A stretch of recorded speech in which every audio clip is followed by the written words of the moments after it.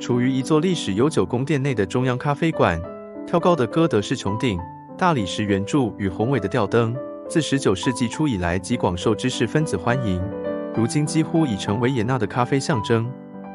犹如城市旅游指南 City Guides 文章所言，尽管维也纳周围有巨大的街道和富丽堂皇的建筑，但历史悠久的中央咖啡馆仍然是该地真正的标志性建筑。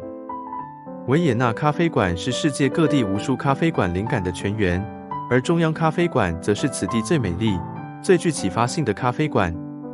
一进店内，立刻可以见到彼得·艾滕贝格 （Peter Altenberg） 在入口处安静坐着。这位维也纳早期现代主义起源的关键人物，时常有粉丝围着他要求合照。老先生一般来讲都是来者不拒，若真开口拒绝的话，想必会吓坏许多人吧。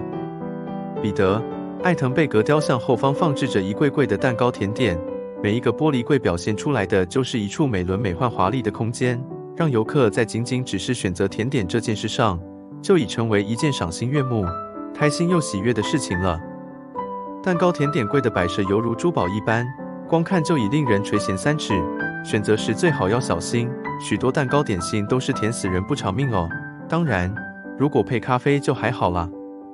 一根根圆形的大理石立柱支撑着馆内美丽的哥德式穹顶，一处处的类状拱顶、尖形拱门，让这座典型的哥德式建筑入列世界10大最漂亮的咖啡馆之一。馆内最深处的墙面上悬挂着奥匈帝国的皇帝弗兰茨·约瑟夫 （Franz Joseph） 及伊丽莎白皇后的巨幅画像。大家可以细细品味眼前的画像，和以幼时被昵称为倩倩 （Sissi） 公主的这个人，日后得以被称为世界上最美丽的皇后。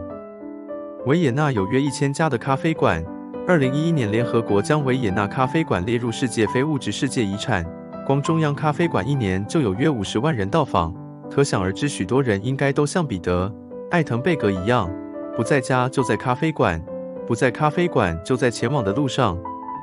中央咖啡馆的官网在咖啡文化中提到，奥地利首都拥有自己的咖啡文化，还有一些相当不同寻常的创作。任何维也纳咖啡馆都值得一试，但它不会为你提供一壶咖啡，肯定也不会有一杯新冰乐。维也纳咖啡并非如我们想象，经典的维也纳咖啡指的是米朗奇 （Melange）， 它是由热咖啡与热牛奶各半，上面再加上牛奶泡沫所组成。图中这杯米朗奇咖啡，中央咖啡馆一年就可以卖出12万杯。制作时间约需20分钟的皇帝松饼 （Kaiserschmarrn） 9.5欧元，将莓果松饼撕成薄片盛盘，分量大，口感不会过于甜腻，适合多人一起分享。此为游客到此的必点甜品。维也纳的推荐食物为何？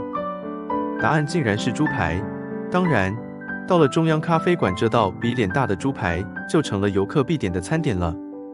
比脸大的猪排到底有多大呢？朋友们比较一下吧。这道猪排的尺寸绝非浪得虚名。4个人点皇帝松饼加猪排加2片点心，心想这样应该够吃，没想到事实是过量了。光吃松饼与猪排就已饱到喉咙，2片超甜的点心大家还要划拳，输的吃。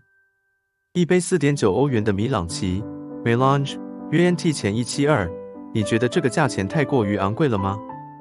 大理石圆柱支撑着挑高的哥德式空间，下午时间还有大师的现场钢琴演奏。喝一杯不到 NT 前200的咖啡就可以完全享受这些服务，真只能说中央咖啡馆太物超所值了。City Guide 世界10大最漂亮的咖啡馆。匈牙利布达佩斯的纽约咖啡馆 Cafe New York，